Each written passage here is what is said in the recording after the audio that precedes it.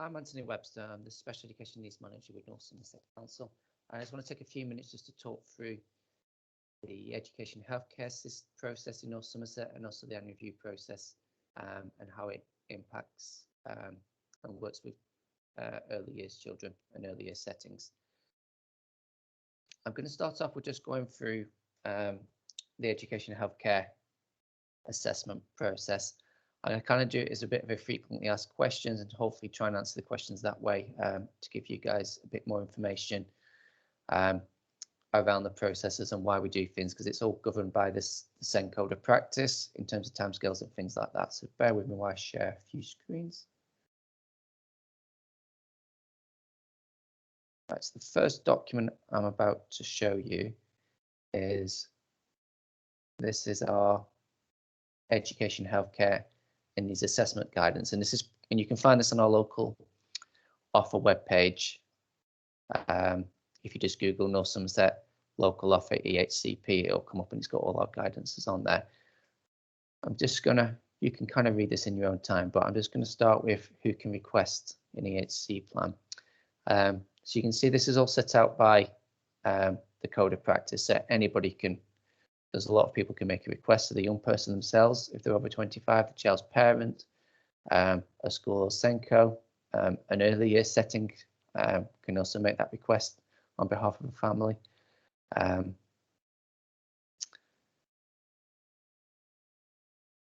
Whenever an EHC needs assessment is made by another organisation, either a professional or an early years practitioner or setting, it should always be done in discussions with the family to make sure they're on board with it and understand what the reasons behind the request and what it's about.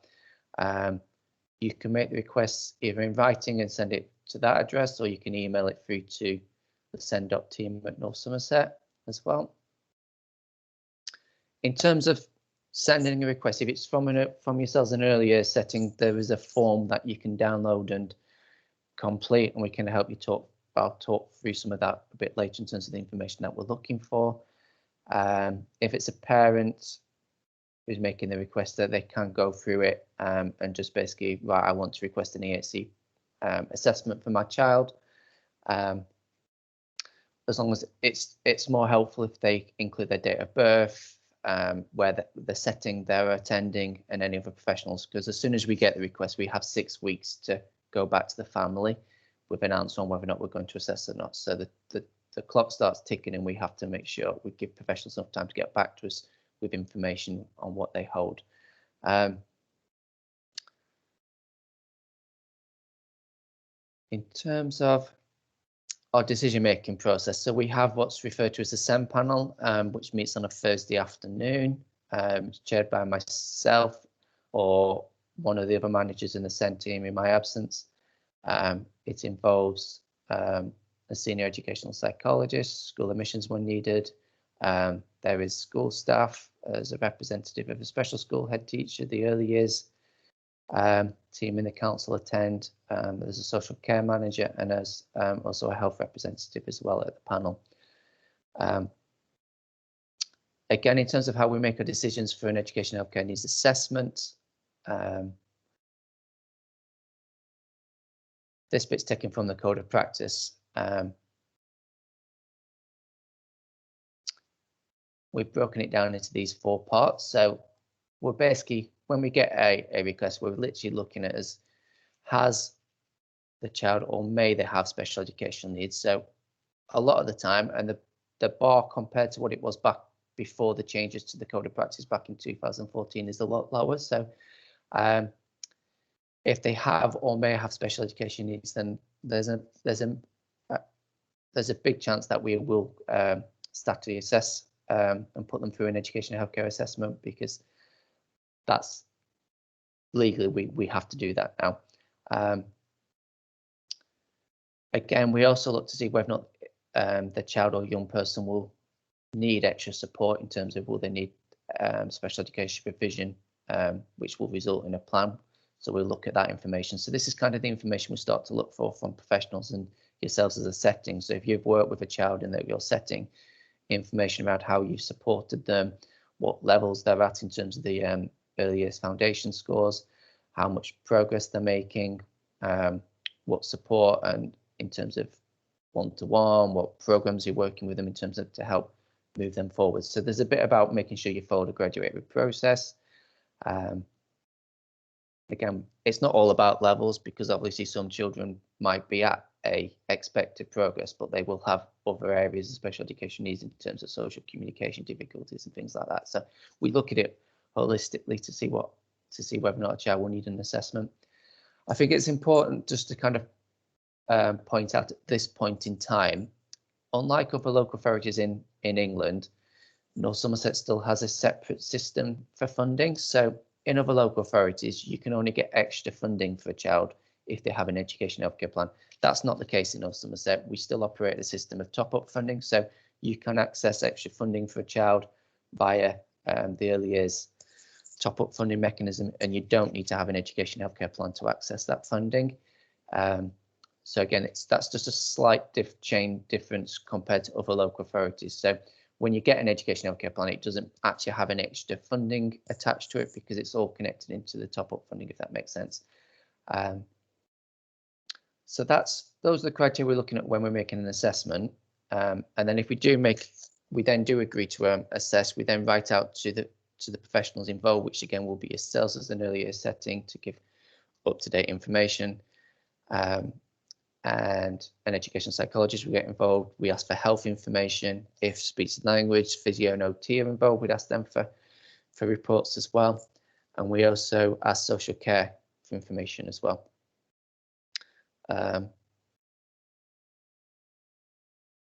Again, if an EHC request is ever refused, in our letters to parents, we explain the reasons behind that.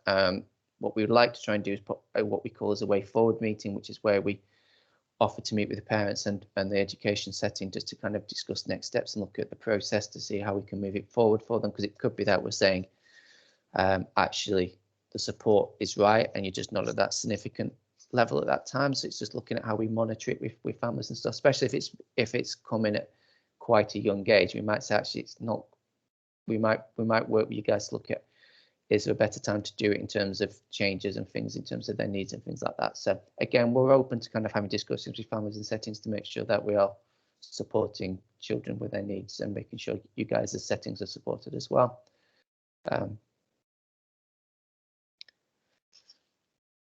In terms of the assessment, I've just touched on that bit. Again, the decision, once we've had all the assessment advice comes in, it is around week 15 where we have to make a decision if we're going to issue a plan. And these 3 points here are the reasons, kind of what we're looking for from the advice we receive from professionals if we feel the young person's going to need an education healthcare plan. So we're looking to see if the advice we've been given confirms the child or the young person's special educational needs. Is there evidence that despite the appropriate assessment and provision, the child isn't progressing or isn't progressing as well as we would hope? And also looking at whether or not this special education revision is needed for them. Is it over and above what you would normally expect to find in either in an early year setting or a school in terms of quality first teaching and things like that? So that is kind of where we're looking at in terms of when we're making our decisions at panel. Once those decisions are made, we then look to draft a plan. We share it with the families and the education settings. And then ideally, we then finalise it with it by 20 weeks, so that the young person would have a final EHC plan. So that's kind of a quick stop of the education healthcare process. I'm just going to stop sharing this one. I'm going to jump to this PowerPoint.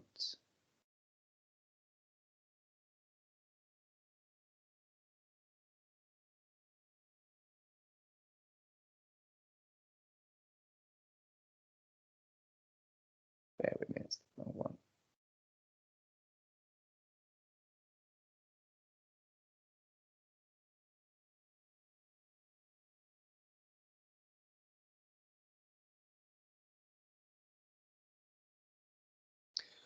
Right, so I've talked about the annual review process, the EHC process, and I'm just going to touch base on the annual review process, because I know this is an area where it's different to schools, because the code of practice for children who are in the early years setting means their EHC plans have to be reviewed every 6 months. And that's in terms of making sure the process is finished within 6 months. So the reason why we have annual reviews is to make sure that the young person, the child, families' views are captured, so we can look at making sure there's any needs for multi-agency discussions. And again, the reason why it's every 6 months in the earlier settings, because our children are developing at a quicker rate during their early years, so they're likely to make a bit more progress than they would when they're in a lot older in the system, kind of thing. So things might change a bit more quicker. So that's kind of why there's that need to make sure that the EHC plan is reviewed and updated if needed, if things have changed. So once a child has received an education healthcare plan, we're looking to kind of make sure that the reviews, the process is started within, you work backwards, so you look at what 4 months is going to be, because then there's this period of time to make sure that you've written out to everybody and that you've set a date, and then there's enough time for you then to complete the paperwork and then send it into local authority, so that we can then action it and make sure that it's completed within 6 months. So that's the reason why we've had to work backwards, because as a local authority, we're going to start having to report to the Department of Education on how compliant we are in terms of making sure that annual reviews are held within the correct timescales. Again, once they go to schools, the EHC plan is then reviewed every 12 months. Again, this, I mentioned it earlier, this is our website for our education healthcare plan information on the local offer. And that's where we put all our information for professionals and parents in terms of explaining the processes. And again, our guidance and paperwork is all on there for you guys to have a look at. So in terms of what the purpose is, it's to help us gather and assess information to see how a child is progressing. It's to help us to update and see what's going on in terms of health and social care provision, if there's needs to be any changes, and how they're working towards their outcomes. So the biggest change in EHC plans is this outcomes, and I'll talk talk about outcomes in a bit more detail around what we're hoping to do with outcomes and how we're going to hopefully try and track them and work with earlier settings and schools and colleges in terms of how to review those. So again, this is kind of a bit of a time scale for you in terms of looking at how things will work with an annual review. So it's 2 weeks before the beginning of the term. As a local authority, we need to make sure that we're informing settings of when annual reviews are due, so you kind of can then help plan your time out. We're putting in a system in place to get that sorted out, because it's something we haven't been able to kind of manage previously, but we are working on making sure that happens. And then as a guide, we're saying 6 weeks before the meeting. Again, I use this for colleges, so my apologies, I haven't changed the college bit to earlier settings, but the point stands in terms of that the 6 weeks before the meeting is you then start having conversations with parents and families around who they would like at the meeting, to make sure that you get them at the meeting. You can set a date which people can make. And then before the meeting, 4 weeks before, send out templates to those professionals and parents in terms of to try and gather that information. So 4 weeks before, as you say, the meeting's going to happen on this date. I would like you to either come to the meeting, or if you're aren't able to come to the meeting, please send a report which outlines how that you feel that young person or child is making progress against their outcomes, and if there's any changes you think that needs to be made to their education healthcare plan. And then again, it's sending information to parents as well, so that information can then be brought back to you guys. I know you would normally set a date about another 2 weeks, so then 2 weeks before the meeting, you then send out all the information that you receive. So it gives you a bit of time to gather the information from professionals and parents, put it into the document. So the idea is the annual review template has the first 9 pages, I think, is the idea is you fill that out beforehand with the information from yourselves and professionals. It's then sent out before the meeting to parents and professionals as well. So then that families can read it. There shouldn't be any then surprises for the families. And then at the review meeting, you don't actually have to read through everything. It can just be a bit about actually focusing on the education healthcare outcomes and having a discussion about how we think the child's making progress against them, discussing any concerns or questions that parents might have, or yourselves with professionals in terms of supporting them in the earlier setting, and then just making any references to if there's any changes to the EHC plan that need to be made, and including that on an annotated version of the education healthcare plan, and then finishing the meeting and then sending that into you then have 2 weeks to then send that into the local authority. So then we've got, we then have 4 weeks from that meeting to then make a decision if we're going to change the education healthcare plan, or say actually it's fine, it's still up to date, we're not going to make any changes. Or if it's been really successful, which is unlikely in the early setting, but it could be that they've met all their outcomes and actually they've caught up and they're fine, then there could be a cause to say actually the EHC would need to be ceased, but that tends to be for a lot of the older students. But it's just being worth aware of that could happen in a unique situation. I think I've kind of talked about those bits there. Again, so in terms of the annual review meeting, it's about making sure it's person-centered and making sure that you've gathered the child's views. Again, in terms of the earlier setting, in terms of how well their verbal skills are and understanding, it's being creative how you do this in terms of working with that young person. It doesn't need to be, what you would expect in terms of a secondary school child, in terms of saying what do you not like about school. You guys know the children, you know what information you're able to get out to them. So it might be you'd be able to observe them and say, actually, we know actually from observing them, they really like bubble play in terms of blowing bubbles or being in that interactive sensory environment. Talking to parents about what you think, what they feel their child, the wishes are and feelings are, just to kind of make sure that they're always kept at the centre of this in terms of process. In terms of chairing the meeting as an earlier setting, it's just making sure that you introduce yourselves at the beginning, explain the purpose of the meeting in terms of, and again, this is why if the information's gone out ahead of time, everyone's had a chance to read it. It'll be having a brief agenda of saying any comments in terms of what you've read from the information we sent out to you, and then going through the various sections of the plan to make sure that if there's any changes or any extra points, and then going to the outcome section and kind of just making sure that you review that with everybody and saying how you think that young person or child is actually progressing towards those outcomes.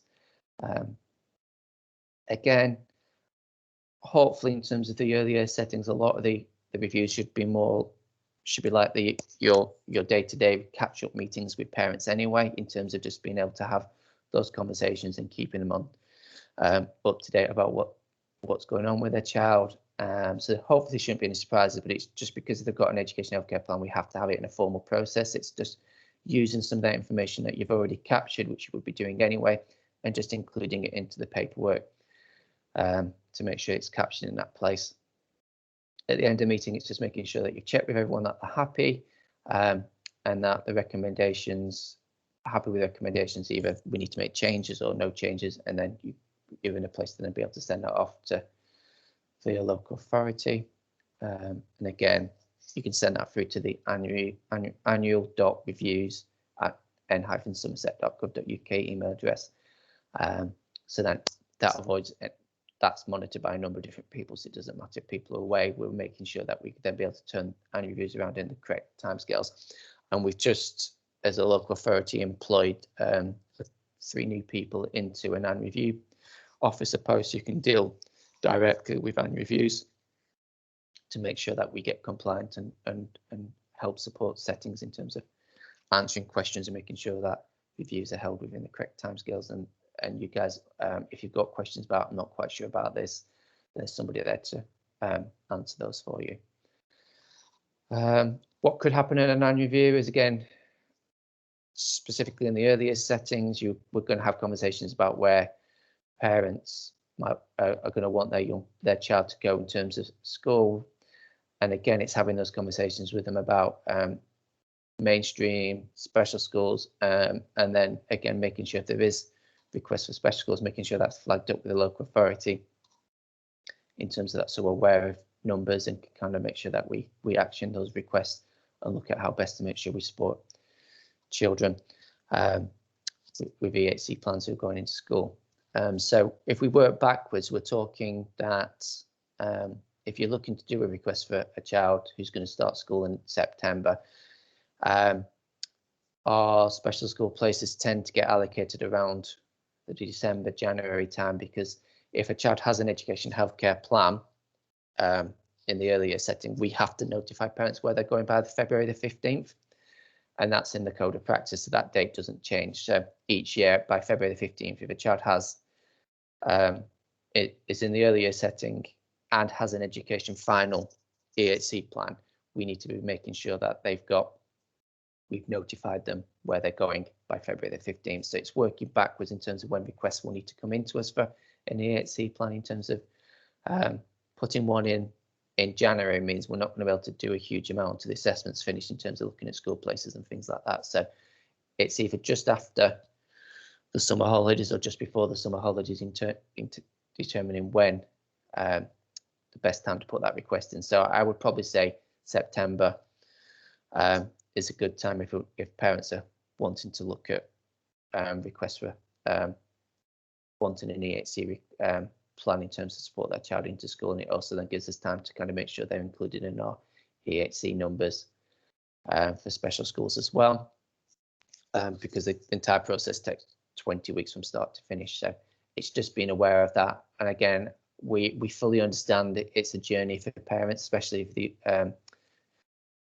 early years children, because obviously it's not what they were expecting for their child. So we understand that some parents are not there yet in terms of making those decisions and understanding what they have to do, kind of thing. So we're more than happy to talk to early year settings about their options and looking at what we can do to kind of support them and to make sure that we're aware of children and try and work with people and navigate them through the system. Because my vision and my belief in terms of the education healthcare assessment process in North Somerset is making sure that it shouldn't be a fight for the families. It should be a system which takes them through to get them the support they need.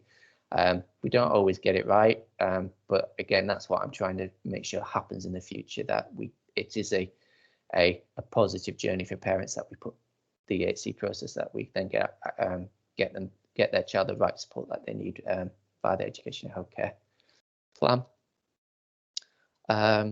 So I've mentioned about the outcome side. So the biggest thing what we're trying to do, and this came out of our local area review for special education needs, was one of the points was in terms of understanding outcomes and how children and young people actually are working towards those. So what we've tried to do is we put this rating in, which is you check the outcomes from the education healthcare plan, and then it's looking at going actually, are they on track? Have they met their outcome, or have they exceeded it? If they've met and exceeded it, that's kind of then where you would then work with the family, the professional, and yourselves to kind of then look at, okay, what's the next step for that child in terms of a new outcome for them. So if they've met the outcome, it's then going, okay, what other outcome, what's the next outcome we want them to hit, and things like that. If they're not on track, it's looking at going, okay, is the provision wrong? Why aren't they doing that? If they're on track, that's fine, because again, outcomes are not short-term targets, they should be medium-term. So you're talking, a lot of the times we're talking either the end of reception in terms of an early years goal, or so it tends to be 18 months onwards kind of thing. But again, in the early year settings, children are changing quite quickly. So it's just working with professionals to kind of look at, okay, what is the outcome and what is a good long-term outcome for them, because it is, we get it, it's really difficult to kind of predict where they're going to be. So it's just working with professionals and families to go, okay, what is the next step we want for that young person to kind of achieve? Is that reasonable? Do we think we can get there in, say, 18 months? So if they're in their last year with you before they go to school, some of these outcomes I would expect them to only be achieving once they hit into reception. So it'd be working towards those with you guys. So you shouldn't really need to make a huge amount of changes to outcomes unless the provision's working wonderfully for them, which is great, and then actually they have met it, and then it's working with the professional to kind of go, okay, what is the next step? So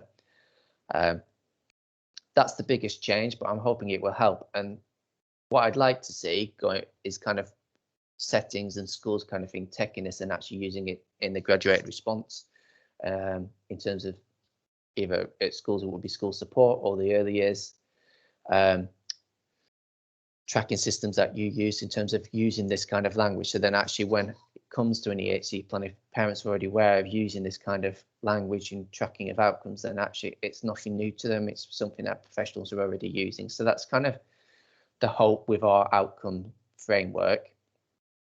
In terms of, and I'll go on to that in a little minute in terms of what our outcome framework is, because it's split into 4 different sections. But in terms of tips, we're more than happy to send you a Word document of the education healthcare plans. You can just copy and paste the outcomes into the review paperwork. We're just looking for your views in terms of how they progressed and things. And as a setting, we'd be expecting you to be capturing that information anyway, and then just being able to add it in to the document as like saying, oh, here's our tracking of the child, this is where they've gone, this is how we're saying they've met that outcome, or this is why we know they're on track. So there's we're not expecting you to redesign the will, we're expecting you to use the information that you've already got to kind of help support the outcomes and tracking of how you do that. And again, if there is extra information that you've got, which is just your standard early year settings documents, you're more than happy to attach that to the back as just evidence of what you've been doing. And again, if you've got timetables or showing the group size or the support, it's always really helpful to have that added in as well. So I just mentioned about the 4 themes. These have been jointly agreed with parents and young people and professionals across health, social care and education. As you can see, they're split up into skills for living in independence, connecting with people around me, learning, achieving in health and well-being. And the idea behind this is just that when you're setting an outcome, if you think about these 4 themes and how they're described there, it's about making sure that when you put an outcome, you just link it back into one of those 4 themes. It could be that the outcome fits into all 4 or 2. I've got no problem if it fits into 2 or 1. It's just linking it in there so that as the child gets older, we can actually go, okay, how is that child's health and well-being outcomes improved over their time if we're doing a piece of research and looking at how well a child's done if they've had an education healthcare from the age of 4, if that makes sense, and they're now 18, we can hopefully have that information and look back over time to see, is things working well?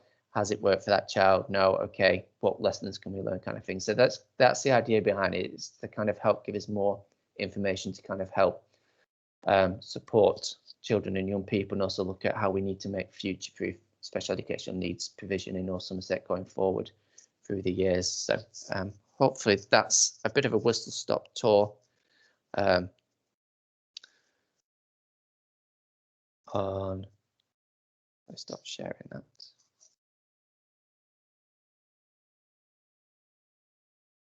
There you go.